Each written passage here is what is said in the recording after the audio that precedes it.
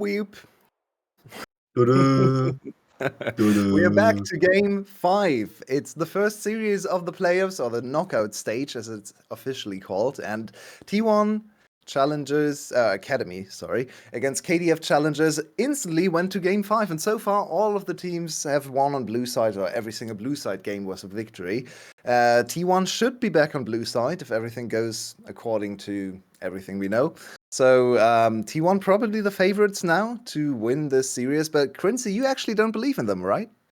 I'm a bit torn because on one hand, blue side traditionally wins every game in this series. On the other hand, I'm not that convinced by T1 Academy's wins. Because the first game was kind of shaky despite the head start they got at the level 1 fight where they went in 4-0. And game 3 was just individual masterclass from Poby mostly. Gotta give credit where credit is due though. Game 3 in general, they just had a better macro sense in executing out their lane swap, and from that on, it was just Kwangdong Freecs challengers just kind of racing against the clock and never really getting to play part in this game for real. So I think T1 is definitely far from chances, obviously. I mean, this is a game 5, but I wouldn't say they are the favorite just because they are blue side. Well, we're gonna see. We also don't really know what's gonna happen in the draft. No one has been able to really confirm if Game 5 is still gonna follow the fearless draft rules or not. We could also just be back to normal meta, which would be a complete reset, because after 4 games of, especially looking at the last game, we were very far away from the actual meta that is happening across the globe right now. So we might just be back to the Zixes, to the... I mean, Smolder is banned every time, but you know the champions. Let's see, we might also be at the absolute dreamland where 80 champions are banned, and we might see some wacky stuff. So we're not quite sure. We're going to be as surprised as you are. Once we go into the draft, which is gonna be just 1 or 2 minutes away. So there we are. There is our beautiful transition. T1 is over back to blue side, and the Corki is banned, which instantly signals that we don't have fearless. So we are back to everything is open. It's game number 5. I think this is the fairest way to decide the series. Both teams can play what they practiced with, and we instantly see all the champions we've already seen in the series banned away. It's Corki, it's Renekton, and of course it's still Rumble and Smolder on the other side. Yeah, no surprise in that regard, and I can also confirm from watching the Korean stream in another tab that they used to display all the previously banned champions due to the fearless format. Now they stopped doing that, so that to me tells, yeah, it's all open again. And I mean, of course, the behavior of the teams, right? You wouldn't ban Corki and Renekton if they were already out before it. Same goes for the Vi, of course. Which means Aurora is open yet again and instantly picked by T1, so they consider that to be the most broken stuff on the patch, I dare say. And yeah, we've seen this in game 1 as well. And there they answered with Yone, which I didn't like, and they log it in again, which I still don't like. Yeah, we're back to game number 1. None of these games ever happened, apparently, because this was the exact same response from KDF, and it really didn't work. But you have to remember, game number 1 was decided in a level 1 team fight, so they didn't really get to play out their responses. T1 also is very happy with just playing the same again, it looks like. The Jace Hover, I think, is just a diversion. I think they're going to go back to Tristana because Poby had a pop-off game on this Tristana. Instead, they will lock in the Ziggs. They will lock in the Ziggs, and this is like the only adaptation from the game 1 draft where they picked Aurora, Ziggs, and Tristana at the first 3. The Maokai is something they ended up picking later on either way, but they now dropped the Tristana for now. So maybe also them realizing that they kind of won this game 1 to some extent at least of the lucky level 1 fight where Tristana got all the kills, and this is the only change for now for them. For Kwangdong Freecs, no change yet, right? The Jhin was also lock-in for the side of Bull at the R3 Jhin pick. was picked game 2, no? No, I think it was game 1. Oh, wait, really? You're right.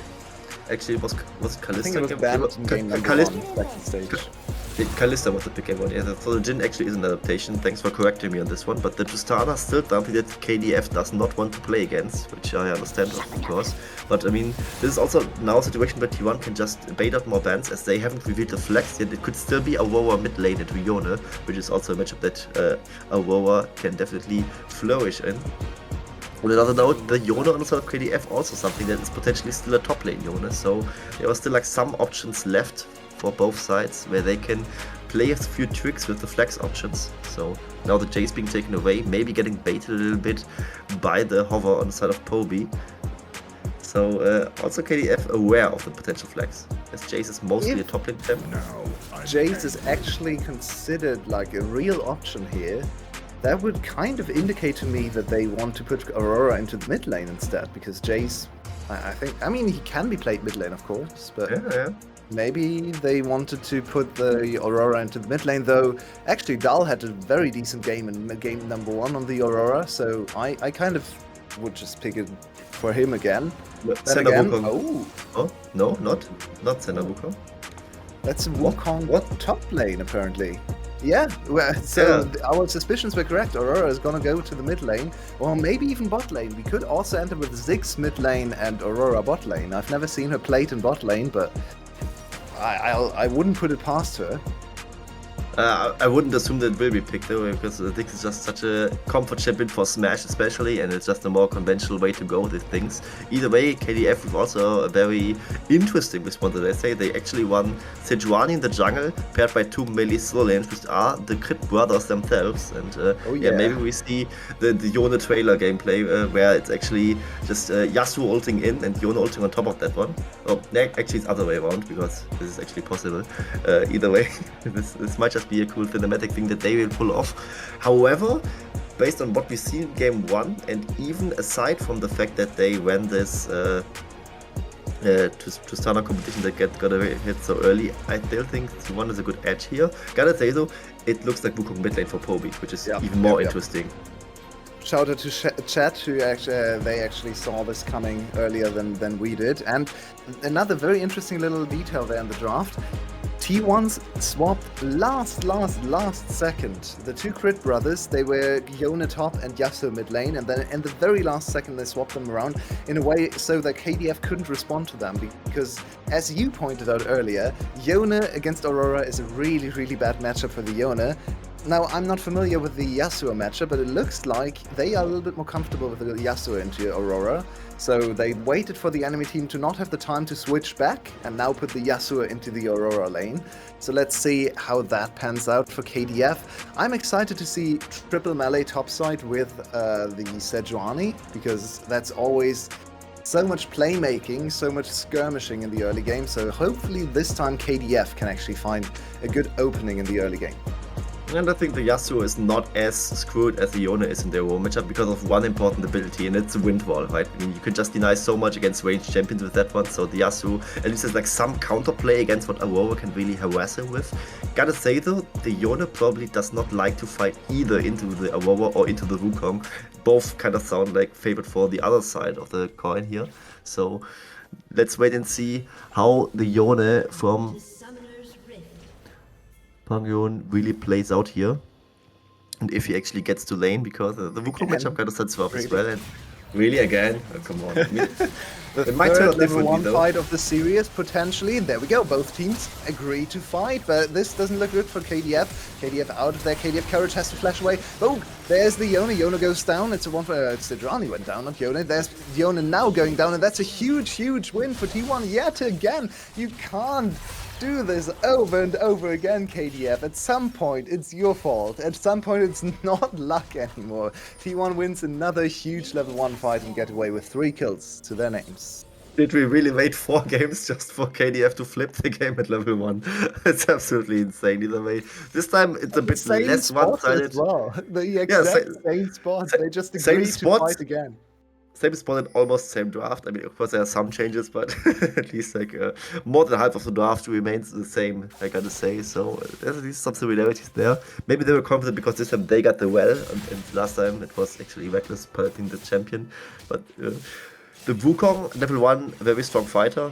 Due to the Stone Skin passive, he gets extraordinarily tanky the later this one goes, and can, of course, reset as well as the Stunner does, but still probably very happy with how this one played out. And there was not much time to really reset there. Probably actually went for it and TP'd instantly onto the wave, onto the turret, to really be there. So he's ahead by 1 longsword. Gotta say though, the Yone also got another longsword, so he can actually trade back quite decently here. Yeah, and oh, there's the first gank of the melee combination, and this is why I love to see the Sejuani paired up with with strong lanings, melee champs with a lot of gap closing, because it's so easy to get the stacks on top of the enemy, and I think Yasuo especially also applies stacks with his Q, because it counts as a normal as an auto Could attack, be, yeah. so you get to 4 stacks so quickly, and something happened in mid lane, solo kill for Poby. Which is a little bit surprising after we saw what happened earlier in the lane, but Poby hit level 3 and apparently had the burst to get rid of Pangyon there. Now it's 4-2 in kills, but a good fight back for KDF in the top lane, because that was a shutdown on Dahl, who secured 2 of the early kills, which means now Lancer is also quite far ahead. Yeah, like matchup-wise, I wasn't surprised by Wukong in solo killing the Yone, but from what I have seen just a few seconds earlier in this instant, it looked like it was actually Pong having the upper hand there, but I think it was with Pangyon's rune choice, actually, that carried him level 1, because unfortunately Poby never got to use his Conqueror, really, while Pangyon got like 4 or 5 stacks of his grasp, but then the grasp doesn't really help in like one short engagement, right? So I think it's actually rune choices that decided the fights in the mid lane. It could be, but the thing is, Poby was so low that I actually had doubts in thinking that he could actually get surviving long enough to really make use of the Conqueror, so it was kind of surprising to me. And yeah, with Grass being on cooler, maybe there was still an edge for him where he could avoid as much damage as possible and still be tanky enough to really jiggle around it. So now, Poby with a solo kill. It is T1 still with a slight lead, but considering how that level 1 fight went, it's actually not that big of a lead, because as you said, the shutdown on Aurora so early on for the Yasuo was also very huge in impacting the gold curve. So Yasuo was definitely off to a decent start on the side of KDF challengers, and the game might be the closest game we've seen so far. Poby now also again on the Yone, and with the snapback this will be a dead Yone. Yep, Can they get... it will indeed. And the kill goes to Poby. How? Ah, he actually killed him on the way back. I think he died probably, before he even got back there, because Poby just auto-attacked him on his way back. He didn't want to share the kill with Guwon. A little greedy, maybe. Shared kill is always nice for the goal total, but of course the kill on the carry in the mid lane is definitely advantageous. And with this, the mid lane does look very much in favor of T1. Absolutely. I mean, it was Wukong dominating the game last time, where it really outshined the Nocturne pick. This time it's a mid lane Wukong for Poby, starting off 3-0-2 in 5 minutes of gameplay. Definitely a great start for him, and he's definitely one of the champions that can make the life of an enemy bruiser, or in this case fighter like the Yasuo and the Yone, who are surprisingly squishy, definitely miserable. And also, if he just gets a good engage on towards the Jhin, Bull also doesn't really have an easy time to play the game. So Wukong accelerating here is very hard, because he just gets so much armor, right? And he's basically playing into a full AD composition. He's definitely not easy to kill this time. Yeah, he is suffering a bit in the CS department, which is also going to translate into a little bit of an experience disadvantage, but it doesn't matter because he got the gold from the kills and he's going to recover in terms of CS. He just played the lane a little bit from further away and tried to just invest all his resources into killing Pangyon instead of actually securing every single CS. But yeah, as I said before, 3 kills are definitely gonna make up for that, or more than make up for those CS he lost. And now Pangyon has to be incredibly careful. Look at his items. Of course, he has to go aggressive on the Yone. He can't really opt into too many defensive options, especially when the rest of his team is already Sejuani Rel. So they need his damage, but this is only gonna make him more squishier and also easier to kill. Yeah, the times of Sunfire Yone are luckily out and no longer happening, which would maybe make it easier for him to survive these, but he has to rush the lifesteal item first, which is the Blade of the Wood King. We see the components in his inventory where he's going for this one, as we see the first Void Drop generation going the way of Kwangdong Freecs challengers. Nothing that's really contested by the side of T1. They instead move towards the Drake, which makes sense, right? They have the Maokai on bot lane being pushed up. Yeah, they're kind of slow considering the fact that they were ahead of the curve beforehand, and definitely buying more time than we expected towards the side of Courage to potentially still contest this one, but Courage doesn't look to be contesting this one. They are just pulling away from the Drake, just farming his camps, and it will just be the first Drake towards T1 Academy, and it will be an Infernal, so at least a tiny chip of extra damage for everything that they have.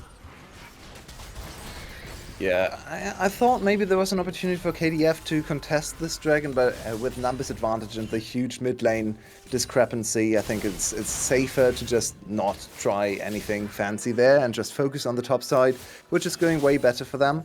So at the moment, the game stabilized back, and honestly, it's surprising to me that Kwangdong is still dominating at least the shorter trades in mid lane. It looks like Wukong is struggling against the range, which kind of makes sense because the two abilities of Yoda vastly outrange the Wukong. So Kwangdong, for now, still in a decent position. Nice little flash from Guwon to get out of trouble, and this means it's back to just lane. Yeah, the flash being away is maybe even not that horrible of if you get two important key ultimates out of the side of Kwangdong Freecs challenges there. It's a lot of kill pressure gone for Pyongyang and also for QH to really make an impact in the top side of the map. But it's just a general trend, right? These wind rows just farm up so quickly here, so efficiently, that both Dahl and Poby can't really keep up despite being in, on paper, good matchups for them. So Aurora definitely struggling in the CS department. Poby as well. They got the kills going for them, which is nice, but it just irks the question to me, what would have happened if this level 1 fight didn't happen? Because it looks like, at least laning-wise, Kwangdong Freecs challengers are doing brilliantly. Yeah, but at least they are, yeah, as you just pointed out, they're doing brilliantly in lanes, and yeah, they're still slightly behind and probably feeling a little bit annoyed at themselves for taking another fight, but at least they didn't lose the game outright like they did in game 1, so they give themselves a chance to fight back and maybe contest this blue side for the first time in the series, because so far, 4 games, 4 blue side wins for anyone coming in right now. T1 went back to the blue side, and so far all the teams, both teams have only won on the blue side, so this might be the best early game so far from a red side team. Yeah, we do not talk about that nature's grasp that Guwon just unleashed, right? Because it was hitting absolutely nobody. I wasn't really familiar with the concept of a wave clear Maokai ultimate, and I won't be familiar with it afterwards either. So yeah, it was maybe even a misclick maybe because it looked so random all of a sudden. The curtain cut from Bull makes a tiny bit more sense, I gotta say. He was using it just to clear the wave and then instantly go back, recall and chop. As here we see a blue buff contest by the side of front of his challengers, but there's everyone in. Ultimate. And there are all the ultimate scenes. That's a huge Wukong, and there's the Ziggs ultimate as well. The snapback from Pyongyang is going to come in anytime soon, but he actually gets the kill on the Wukong. Now everyone is so low at KDF, they need to evacuate, but they get another kill first, and there's Yona ultimate. Now Smash is here, can he do anything? On the other side, there's the Aurora. Aurora gets 1 kill back, but she gets killed as well, and KDF coming out with a huge advantage. It's the skirmish composition. It's the triple melee combination, double crit brothers and Sejuani to set them up, and they walk away with a huge fight.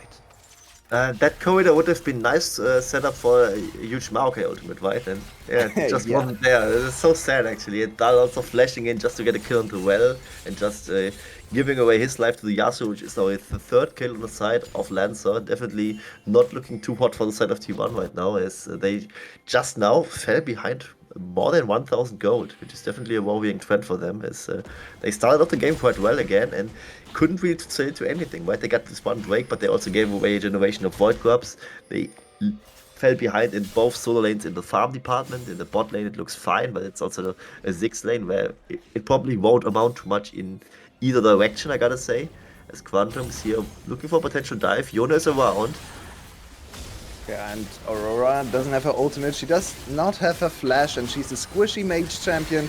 That should be an easy kill. There it is. Kwangdong secures another kill for the melee combination, and this is getting scary for T1. After that early game, after that level 1 fight, everyone thought, okay, it's gonna be a repeat of game number 1 and game number 3, but now, all of a sudden, red side finally in an advantageous position, and they have such an easy composition to execute. Just press your buttons, and there's gonna be CC, there's gonna be damage, there's gonna be AoE.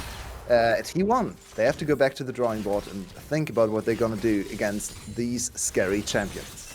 Oh, absolutely. Like the DPS in the Steam fight is looking a little bit whiffy, right? With Aurora kind of being there and providing decent damage, Dix also, but nothing really comparable to what a traditional AD carry brings. Now the other side has a Jhin, which is of course also not a traditional AD carry, but they have both these wind bros who deal insane damage once they actually get into melee range, and they get that with ease, right? There's a Sejuani being there, there's Yasuo and Yone who can work off of each other quite well. There's the family synergy going on.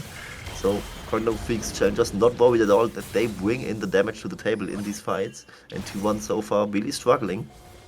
Yeah, Now, the side laning is going to be a huge problem. We just saw a little trade there, and this Aurora, she has 3 kills to her name, and she's still so far behind, and the enemy Yasuo was already dominating the trades. Oh, there's a little bit of a fight, but that's only the clone. KDF needs to disengage. There's a teleport coming in. Nice disengage ultimate from Courage. They probably have to sacrifice their support. There is Quantum going down. Another kill secured by the Aurora. But I'm not actually sure if that's going to change anything about the matchup, because it looked like Aurora was under a lot of threat against the Yasuo. And if you think about later in the game, when there's a long side lane, both of these champs have to populate, then maybe the Yasuo can just chase her down through the minion wave, get on top of her, and just execute this Aurora in the top lane.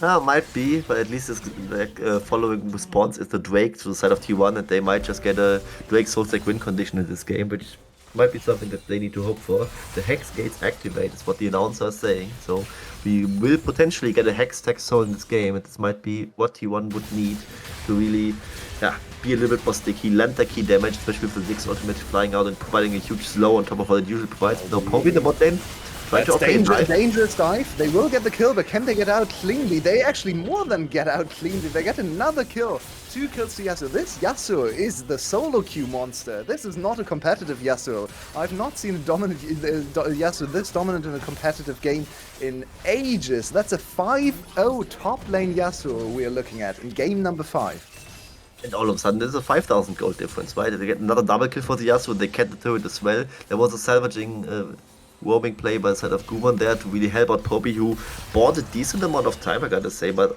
at the end it really didn't mean much, as it was just 2 kills for the Yasuo anyway. He can tank the turret up surprisingly long and just heal back up with the lifesteal as soon as he touches a minion wave. And this Yasuo is already getting out of control. He's almost double the CS of Dahl in this top lane matchup. And you said, right, the lanes are only getting longer with these turrets in the side lane falling down, so Aurora cannot really walk up to the minion wave anymore and just farm it, because as soon as her own minion wave is close to it, the Yasuo will just come through, and Lancer would just all in and kill the Aurora. Yeah, and it looks like the Yasuo is not really going for the hyper carry crit Yasuo fantasy build, the Disneyland build. Instead, he's going for the more secure, the higher HP total, the skirmisher bruiser Yasuo, which of course is not going to spike as heavily, but it is going to be very, very hard to kill, especially from this position he's in already. So right now, he's going to be a side laner. He's more like like an Olaf maybe, well, more than a traditional Yasuo, and he's gonna be a menace in the side lane. Hard to catch, hard to kill, and even harder to deal with. I'm just trying to figure out what these wind bows are trying to build here, because they cannot just ignore their passive entirely, which is something that they unfortunately can do. Oh, they will, they will. No crit allowed today.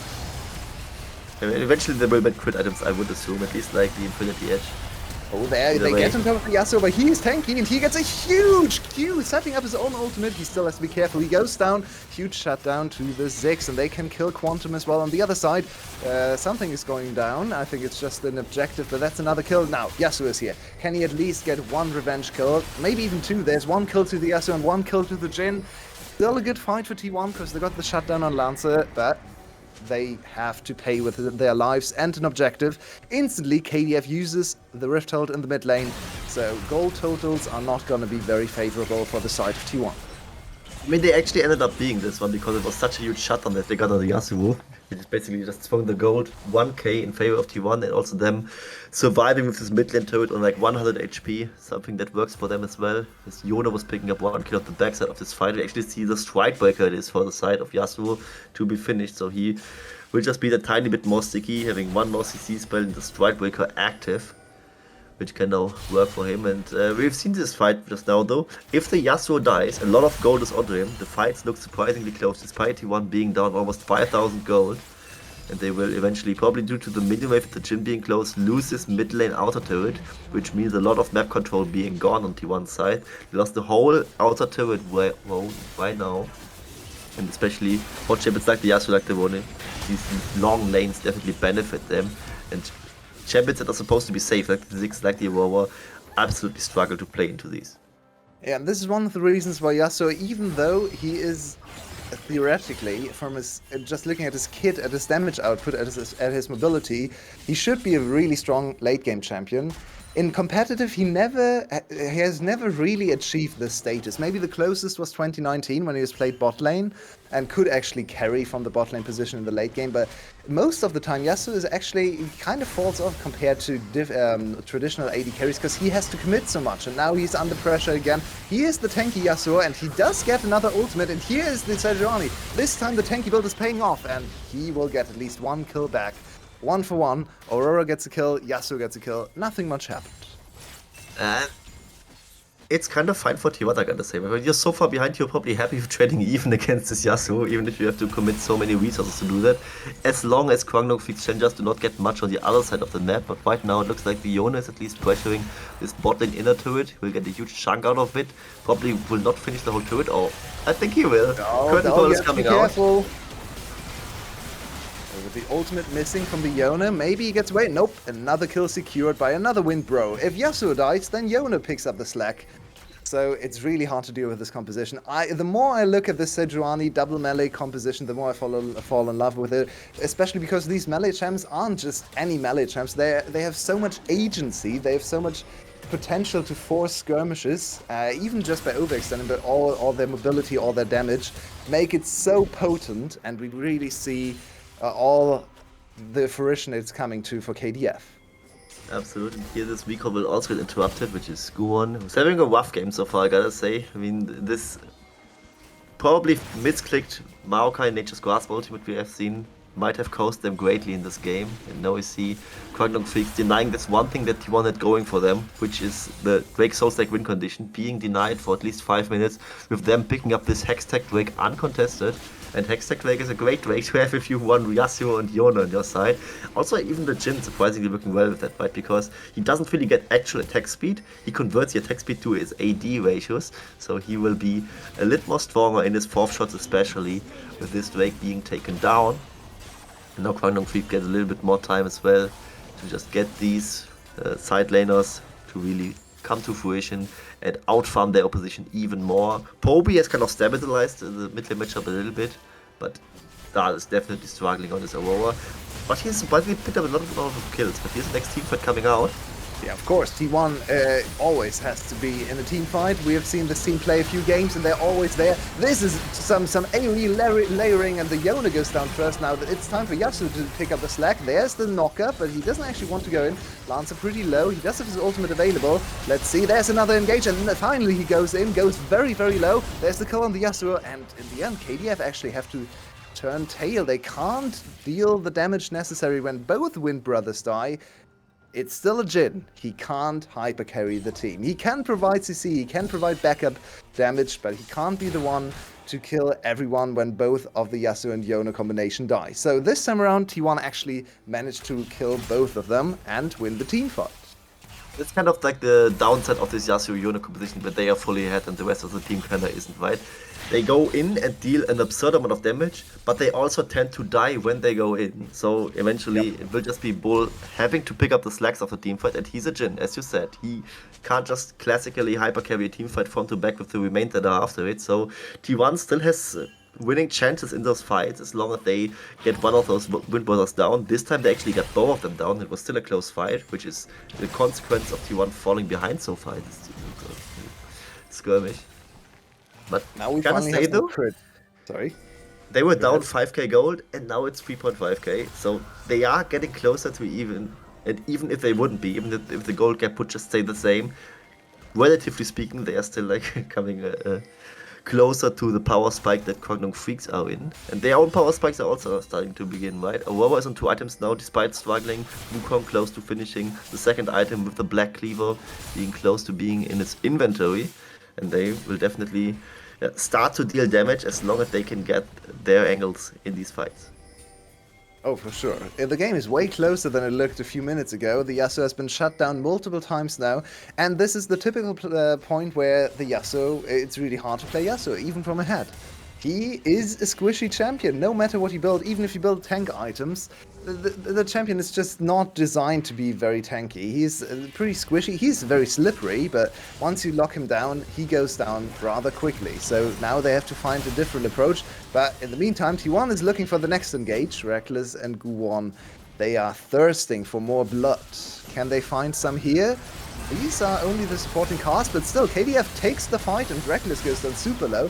And there's the last shot on Reckless. Now Guwon in trouble. Guwon very close to the Baron too, so if they kill him here, they can instantly run the Baron. Guwon has to get out somehow, but I don't think he will. That's 2 kills over the KDF. There's the ultimate from Aurora, but she locked herself in now. She's on the other side. Where's she going? Aurora just dancing around, and now finally the Yona is on her track. Can she? Yeah, she can be killed, but there's Poby. This is absolute chaos all across the top side of the map, but in the end, KDF win a team fight right next to Baron and are turning to the purple monster. And it was a 4-for-1 exchange for the side of Kwangdong Freecs Challengers, and start off with just a pick out towards Reckless and Guwon, who were close there with Smash, and the problem was Kwangdong Freecs Challengers competition could just start to bruise onto them and just slowly chip them down by only Smash could return the fire, and Smash is an AD carry. He's a Zig. He can throw a bomb or 2 on those, and he will deal some damage, but not enough to really threaten the kill, and this led to them just picking up 2 quick kills, and the aftermath was just a curtain call, really firing through the corridor, managing to make the fight even worse for the side of T1. Aurora almost making an outplay there, but not quite enough to really make a difference over there. So it was a 4-for-1 to the side of Kwangdong Freecs, only dropping Quantum, who basically expected to die in fights like these and is absolutely ready to do exactly that, as the Baron recall just barely comes through to the side of the Yasuo from Lancer. Very important not to give away a shutdown or anything like these. Actually, he doesn't have a shutdown. But regardless of that, it's Baron for the side of Kwangdong Freecs. They are 7,000 gold ahead, and T1 now need to rely on Kwangdong Freecs to make huge mistakes. Yeah, they need more miracle team fights in their own jungle. They need more picks on one of the Wind Brothers. But it gets harder and harder. The further the enemy team advances, the smaller the map becomes for yourself, right? So there are fewer pockets of vision where you can try to set up traps. There are fewer bushes you can try to 5-stack. So if you're compressed into your own base, there's nowhere to go. There's nowhere to hide. There's nowhere to trap. So they have to find a way to do something to get back into this game soon. Otherwise, it's gonna be doomed, especially once everyone hits the side lane, because who is gonna answer this Yona? Who's gonna answer this Yasuo? The answer is no, I'm afraid. And for now, T1 definitely just needs to hope on mistakes from Kwangdong Freecs Challengers to really punish him. For now, at least, like, their objective bounties up, as we see the Drake now spawning, Curtain Call being used to dawn them away from this tier 2 mid lane turret, which can be cleared away with ease from Kwangdong Freecs Challenger's side, and they can just keep the pressure up, right? They have Baron buff, they have winning side lanes, even like Bull, Courage, and Quantum with a 3-man squad could work well. As for now, Bull is kinda isolated, but it probably won't matter much, as they also take down this top lane inner turret, and are accelerating close to the 10k gold mark. The game is considered to be over at this point more often than not, and at this stage I would also agree that it will be pretty over. Despite their comp at times not being that easy to play with the Yasuo in the composition, they are just so far ahead that T1 probably just can't do anything. They just lack the damage to really kill anyone who's overstepping right now. And actually, can we take a second to think about what actually happened in the series? We had a fearless draft for 4 games, and in game number 5, KDF pull out Yona, Yasuo, Sejuani. In the game where fearless wasn't a thing, so we actually got to see the Wind Brother combination, which is so seldomly seen in pro play, because both of these champions occupy the same kind of identity and role. In game 5, where all the champions were available, I think that shows a lot of courage for KDF. It's a crazy draft, it's very risky, but they executed it beautifully in this game and are close to actually winning the series 3-2 against T1 Academy. But Quantum has to escape. Yeah, it looks like he's fine. Or do they really have to escape? I was worried for Reckless and Guwon for a second, because if they actually get found out by the side of Kwangdong Freecs Challengers, they can't really prevent themselves from getting engaged in any shape or form, because they deal virtually no damage to the opposition of Kwangdong Freecs. And here we see Bull clearing out the wave with a static shift on the Jhin. Very easy to just wave clear offensively, and the waves are slowly pushing in towards T1. Currently they have Lancer in the side lane, the bot lane being pushed away. And Poby can try to at least defend against him to some extent, as Wukong at least has some chances against him. So it's getting harder and harder with the waves. If they are probably synced, it will be very hard for T1 to defend this one. But Kwangdong probably just wait around for maybe the next Baron to spawn and then retreat towards that area. The vision on the side of T1 looks, of course, far from stellar as they are forced to stay inside their base and turtle and hope for somebody on Kwangdong Freecs' side to overstep. And so far, this just isn't happening. Yeah, I mean, that's definitely a downside of the triple melee top side and melee support as well. You can't really hit towers, ever. Like, it's virtually impossible for you to step up to the inhibitor towers, so it has to be either Baron minions or a teamfight dive or something like slow split pushing, advancing the battle lines, and slowly but surely chipping away at the tower like they're doing here, but that's a very slow process. As you can see, the tower took like 200-300 damage, and now finally they get another wave on top of the tower, but instantly Poby engages. They want to discourage this one. Another big knock-up. That's a lot of knock-ups on the side of KDF. They get the Yasuo in there, but he's very low. Now Yona is here. Poby chasing down the Yasuo. Lancer against Poby. Okay, Bull with another kill, and there's a lot of chaos going on. KDF turned this around, and the Jhin has finally scaled into a pretty big threat. Can they finish the game here? Bot lane, inhibitor open. Nexus is going to be opened up, but they are only on 2 pushing champions. I'm not quite sure if they can finish the game, but they can get 2 inhibitors. They can get 2 inhibitors. The Dix is still alive, so he can probably wave clear quite a bit here. So the game is not over yet, but of course the doors are closing in on T1 that they lost another fight. And I'm actually not that impressed by Kwangdong Freecs Challengers' ability to really siege this base on the side of T1. For being 10k ahead, they had quite some trouble here, really syncing up the waves and getting any winning angle on, especially with those winning side laners. This should be a bit more easy than it actually was, but it was still enough to really win this fight at this bot lane inhibitor turret. Because of Bull's curtain call flank, there was a lot to do, and also the engage by the side of Tongyun on the Yone made it hard for the side of T1 to really find anything. And even the isolated moments where Kwangdong Freecs Challengers was maybe caught by T1, T1 just didn't have the damage to finish anyone off. So Kwangdong Freecs could just play it safely, get one kill after the other, and get towards this Nexus turrets. Okay, yeah, maybe the last of Bull. Bull very low. Bull is going to be shut down here. There it is. Kill over to the Rakan, but now Yona is here. Yona has to escape. The next one is Lancer. He's in the circle. He can't get out of there. He's so tanky. He's still alive. And now he gets a huge ultimate, but finally shut down by Smash. They are advancing. T1 with a chance. They have 2 inhibitors that are downed in their own base, but if they can get the Baron, they can buy so much time. The Baron is the big objective on the map. Baron is the big objective on the map, as you said, and it's Curage still alive, but maybe not enough wiggle room for him to really go close towards the Baron. He should be able to be zoned off by the side of T1, but T1 so far aren't really doing much against him, which is kind of worrying if you are a T1 fan, as he can just Arctic Assault over. Now they are trying to do something about him. Reckless is there to get the CC going. He has Flash, but he doesn't have ultimate. Grand entrance is a bit early. He's in the pit! He's in the pit. This is going to be a smite fight, but it goes over to T1. But in the meantime, Pungyon, he's trying to finish the game. He doesn't want to wait. He's on the Nexus Tower. There's a TP. Can they stop the TP? The Sidrani stop the TP. It's just a 1-for-1. Pungyon has to finish this 1v1 against Dahl, but he can't. He can't win the fight against Aurora. He has to disengage. He got both of the Nexus Towers. Open Nexus now on T1 side, but they are still alive, and they're gonna kill the Yona on the other side. What is happening to Guwon?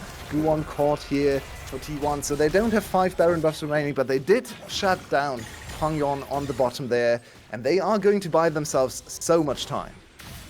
And Kwangdong Freecs Challengers kind of losing their minds in this fight. It goes on way too risky for them. I mean, this was just Bull being picked off in the mid lane, and then later on also Lancer falling because he tried to go for the hero Yasuo Last Breath ultimate, but then just also going down, which led towards T1 going in for the Baron, but that was also not quite as cleanly played as it was actually Curage managing to get into the pit, which should never happen. Still, objective secured by the side of Guwon. He gets the bounty as well for his team and some Baron buffs as some players managed to escape from this play. But then Kwangdong Freecs Challengers tried to hard force it by just going for the Nexus directly and stopping recalls. And they actually got 2 Nexus turrets but lost so many lives as a result of that. And a game that should have been cleanly in their favor now is at least somewhat playable by T1's side, as they are down only like 6,000, 7,000 gold, where they should have been in an even worse position. The game should have been over by now.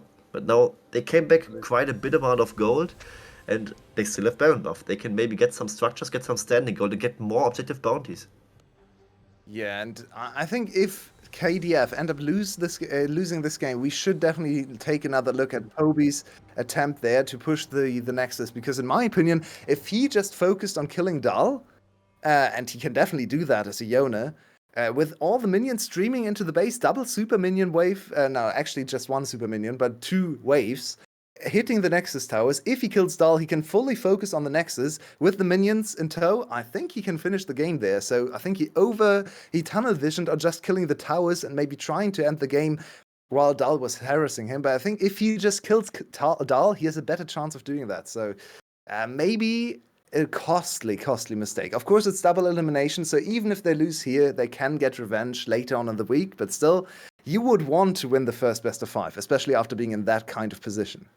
Oh, absolutely. I mean, if this is somehow lost by Kwangdong Freecs challengers, it's definitely something that can be considered a heavy throw by them. I mean, 10,000 gold was their lead. They had absolutely a winning position here. And now, I mean, it's still a winning position. Let's just be honest, right? It's unnecessarily close for what it should have been, but they are still 7,000 gold up. They have an open Nexus on the other side.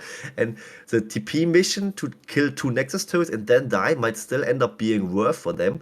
What I'm criticizing is just that they took unnecessary risks, and that's something that shouldn't happen in the game where you are up so far and basically have the other team at your mercy. And now it went from a 1 in 1,000 chance for T1 to 1 in 100 chance to come back in this game, and that's absolutely unnecessary. That's why I'm not convinced by Kwangdong Freecs challenges whatsoever in this 5th game. Gotta say though, it's kind of remarkable, right, that the double crit brother composition comes out in the game 5 where everything was open again. This is something you would rather expect in a game 4 where they are like virtually 40 champions banned. Exactly, and the mid lane Wukong as well. Someone in chat pointed this out as well. Of course, yeah, that's quite the curveball as well in a normal draft.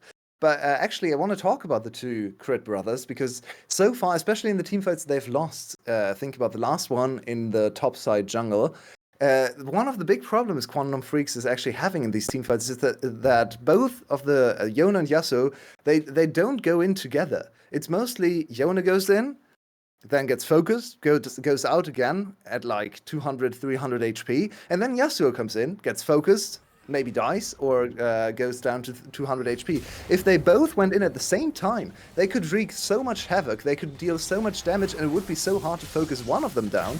So I feel like this is one of the big problems KDF is facing right now. They need to find a way to get both of their crit hyper carries in there, in the backline, and do stuff together. Yeah, I agree. I mean, it's just sad that you don't really see the brothers playing together, right? I mean, what kind of family even is that?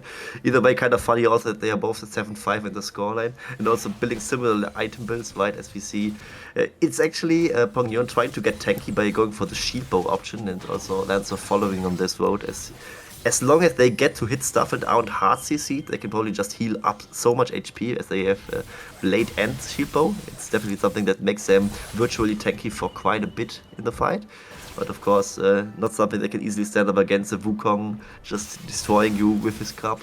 And also Aurora being there for the guaranteed damage of the double Q activation and the 6 throwing bombs at you. I mean, you have the wind wall and you have some general slipperiness, but it's definitely something that takes some skill to pilot, as we have seen Kwangdong Freecs challenger securing their 3rd Hextech Drake of the game, potentially going for the Hextech Soul in 5 minutes, but it shouldn't really take that long, as we don't know the Drake timers and the Baron timers for now. So Mr. Spoot, thank you very much. Still quite a few minutes away, so there's a little bit of downtime, which T1 earned with their courageous Baron move. But I'm also a little bit skeptical if this is really the correct build choice there for especially for Yasuo. I think he's building a little too tanky in my opinion, because at some point tanky stats give diminishing returns, and especially in a composition like this where he is one of the main protagonists, he's one of the main DPS sources of his team. His ADC is a Jhin. And it's a strong Jhin. It's a high Jhin with a lot of items, but still, the Yasuo has to be the one who auto-attacks a lot. So I feel like he went a little too tanky. He is not the main tank of the team. We still have 2 tanks who can actually frontline for you. And I feel like at some point he should have opted into a few more crit items to actually pose a threat of one-shotting opponents when he gets on top of them. Not just being annoying and staying there forever, but also actually dealing significant damage. It's a bit paradox, right? It's sometimes safer to just build more damage because you actually end up Yep, killing the opposition when exactly. ulting in. And he just now went Jaksho, which I think this might just be fine because it's just a lot of resistances and still has like this one damage component in the unique passive. And resistances are very effective with high lifesteal builds because every HP you actually do lifesteal is end up being more worth as it just gets multiplied by the resistances to get your effective HP. So I will just hold that for a second and let him cook a little bit and see whether this will be effective or not. You will see. I think what's kind of lucky for T1 is the following thing. The timers of the potential Hextech Soul Drake and the Baron are very close together. So they might end up, despite being so far behind and having an open access, be able to at least trade one of those objectives. Maybe take the Drake, deny the Soul, get on Soul point yourself and just give away one Baron. And maybe Kwangdong Freecs cannot close it out in the duration of that Baron. And then we are in for a very long ride of a potentially close game again. Or drop the Hextech Soul, which is very risky in my opinion, but at least get the Baron as a surprisingly high consolation prize, and then use that Baron to at least defend for a few more minutes, get to scale higher on your own carries, and maybe one Miracle Ziggs Mega Inferno Bomb can win you the game, as the Ziggs is now also just now approached full build, so then there would be some chances for them. So these close timers definitely benefit them in some way, but the honors is still on Kwangdong Freecs challengers to throw this game and use their advantage to secure these neutral objectives safely. And I actually think right now T1 is in a decent state. So even though KDF is still far ahead and they still are probably the probability is probably still on their side to win the game. I think T1 is looking at their champions. They're looking at full build Ziggs. They're looking at 4-item Wukong. They're looking at 3.5-item Aurora, and they're thinking to themselves, well, we have the late game champs. We can definitely win this game. Especially Smash, with a very good performance, hasn't died a single time and is dishing out so much damage in these fights. And think about the bomb field for Ziggs, his E.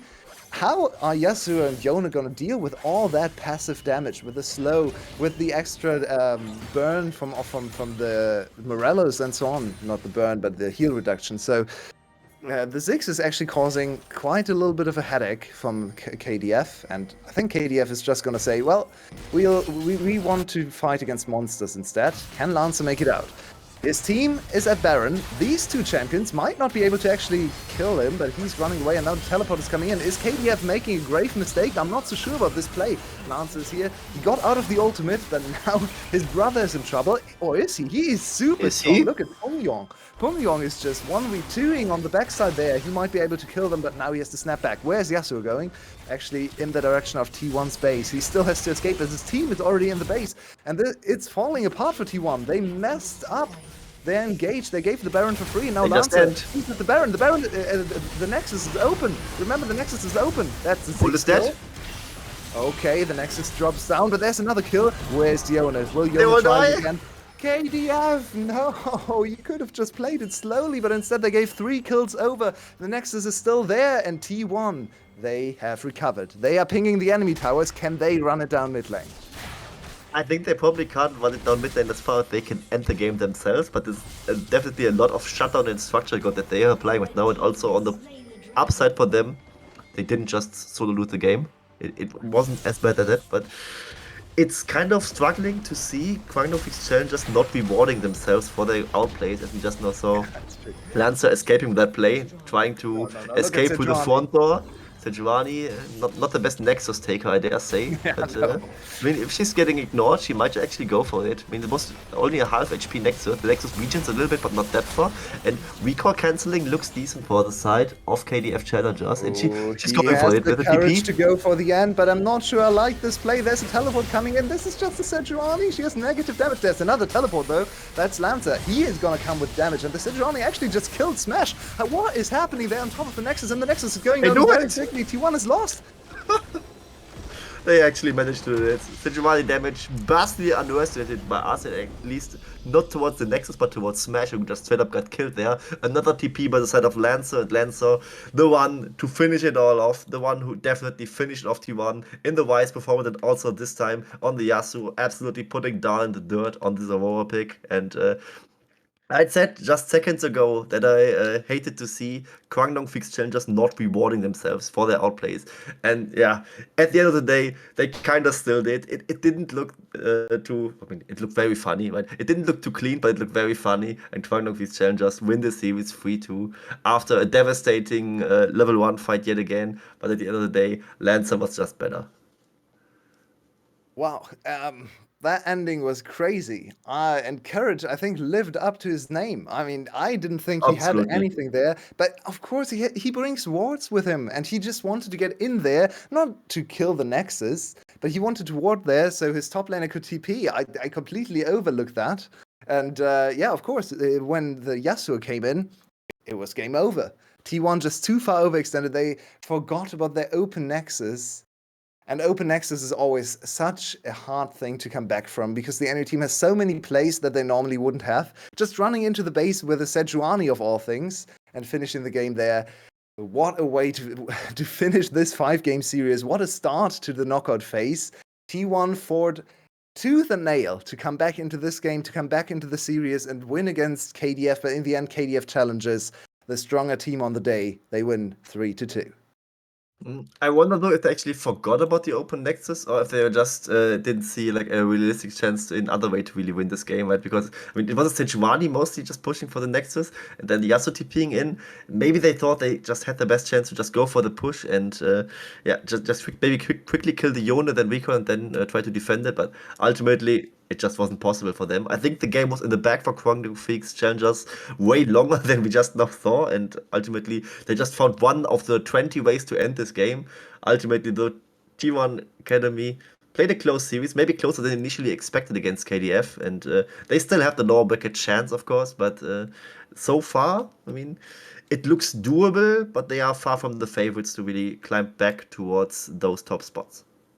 Yeah, and this was our introduction to 2 of the 4 teams who are contending for the title. It was LCK Challengers seed number 3, KDF Challengers who ended up winning, and T1 Esports Academy, which is seed number 4. Tomorrow we are actually going to meet the 2 teams that are probably the favorites for the title, KT Challengers and DK Challengers. Both of these, of course, dominated the LCK Challengers scene. So those are the teams that are definitely the favorites for the title, especially KT. So come back tomorrow to learn more about those 2 teams, and then we are going to have games every single day till Sunday, where the final is going to happen. So if you are anticipating Worlds and you want something to watch, come here again. We are going to run all these best of 5s back to back to back, and of course, it's fearless draft time. So more crazy champions tomorrow. Thank you all for watching. Thank you, Crincy, for being here with me, and the biggest thanks of all, of course, to Spoods, who Thank you, produced and Spoots. observed. Thank you so much, Spoods.